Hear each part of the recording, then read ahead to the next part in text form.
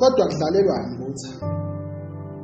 Izinyembezi zami lezesilo samantombazane akhuliswe kahle emakubo. Amantombazane akhuliswe ngomithetho kuthiwa emakubo ephathe kahle. Lamantombazane abeyisibonelo esihle emphakathini, namanye amantombazane kuwona ethatha iphethini azaqeda isikole engamazi umuntu wesilisa elinde ukuthi ayothola umuntu ozowathanda owashada kuba abafazi. Wafika uSathane embethe isikhumba sezwe phambi kwawo wazenza kuhle, wawathembisa izulu nomhlaba. Ufike ekhuluma wonke amagama othando. Amantombazane waheha ngomendo nangomshado, waqeda wathatha ikhikhi lomshado washawa chitha. Into ebuhlungu kakhulu ngala mantombazane athe eqala uku-experience uthando athola kubantu abangalungile. Namhlanje abasathembi umuntu, abasakwazi nokumbona umuntu oze ngempela ngothando. Yebo, kubekezela kwabo namhlanje abasafuni umuntu. Abawona sebawabiza ngezalukazi, bona sebefuna intombi ephilile. Kodwa kudlalelwa ngothando.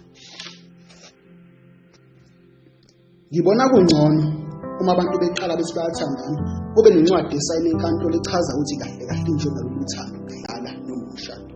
Ziphelele iy'ngane zabantu kodwa izothandweni, kanti endodeni akekho nasemcabangweni.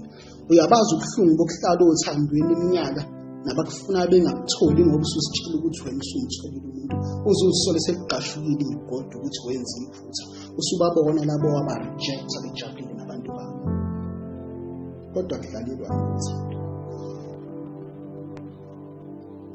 Sihlushwa yilabafundisi abanganaso isimilo.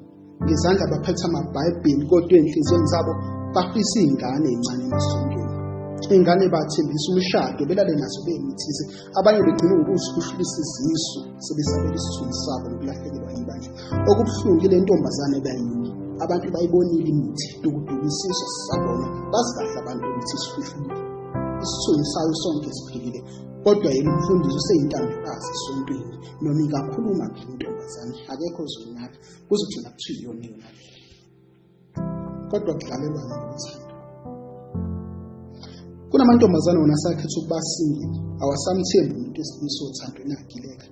Ithenye intombazane ngikhuluma naye, mina bodi sengikhetha ukuba yilesibhini. Empilweni yami angisamdingi umuntu wesilisa.